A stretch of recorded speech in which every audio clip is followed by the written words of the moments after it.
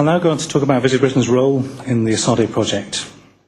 Firstly, in the development phase, in collaboration with the other ESADE partners and our partners in the UK, we've helped to define the markets, we've helped to define the routes to market, particularly from Visit Britain's perspective, from a mainstream aspect. Using our expertise in data collection, we've helped inform this, and as I'll explain to you in a moment, we've undertaken some pilot work testing the level 1 data collection. Specifically, Visit Britain's role has been in awareness raising and dissemination.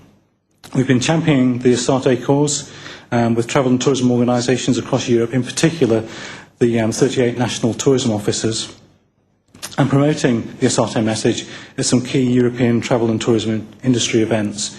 And we'll actually be launching the EuropeforAll service at the ITB, the International Travel Bus in Berlin, which is the world's largest travel trade fair, and that's on the 9th of March, and we'd be delighted if you were to join us there.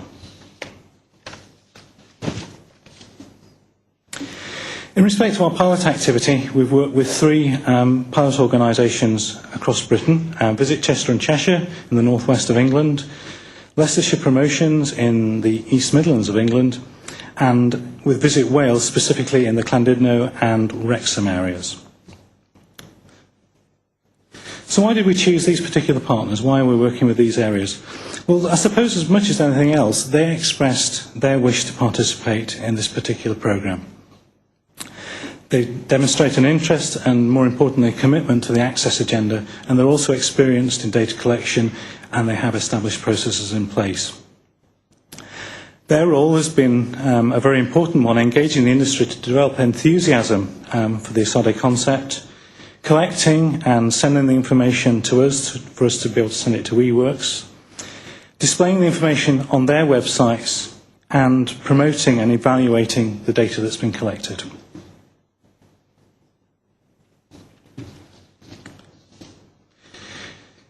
In slightly more detail, some of the activity they've undertaken, providing an initial contact with the industry to introduce the ESADE questionnaire, to introduce those questions and why we're doing it. After sending the questions, to follow up with telephone calls and letters to encourage participation, to promote the concept at appropriate events, like AGMs and things like that, to make visits to the establishments. Whilst it's been self-assessment, we also wanted to verify and to sort of prove to people that actually the industry can provide accurate answers to the questions, and to make modifications and adaptations to their databases and destination management systems.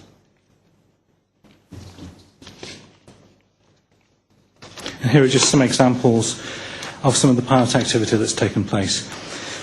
Now, an additional benefit that's happened alongside the capture of the information is actually educating the industry and highlighting the issues of accessible tourism. For instance, one of the questions in the Level 1 questionnaire is, do you provide information on your menus in large print?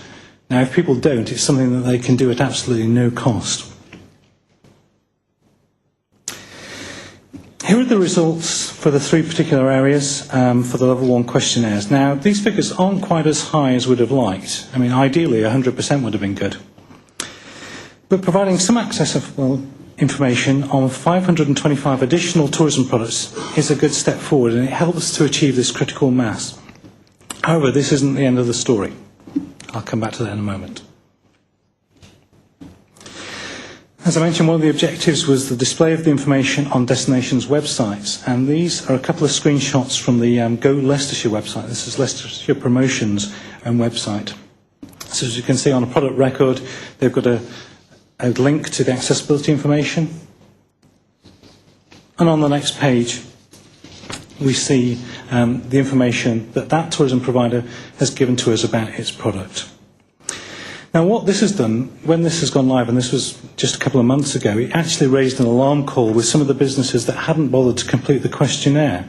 Why hadn't they got the information on their particular entries on the websites? They're missing out. So it's generated interest from additional businesses. And in addition, some of the neighbouring areas have also looked across at Leicestershire and Cheshire and so said, actually, can we join in?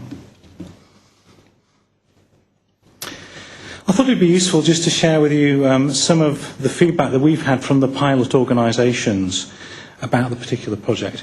And one of the ones that's quite interesting, I suppose, in a sort of slightly negative way, is we wondered why response from self-catering operators was less than from service from hotels and guest houses. And the response seems to be that because they're often not on site, it's very difficult to know exactly some of the answers to the questions. We've heard throughout the day about the importance of mainstreaming, and from Visit Britain, this is very important to position accessible tourism as a mainstream issue. So how have these pilots helped to mainstream the issue of accessibility? Well, particularly with Level 1, Level 1 can be easily incorporated into our existing data collection processes, into our existing websites at low or even potentially no cost. And the systems modifications that have taken place in the pilot organisations will now be in place for future years.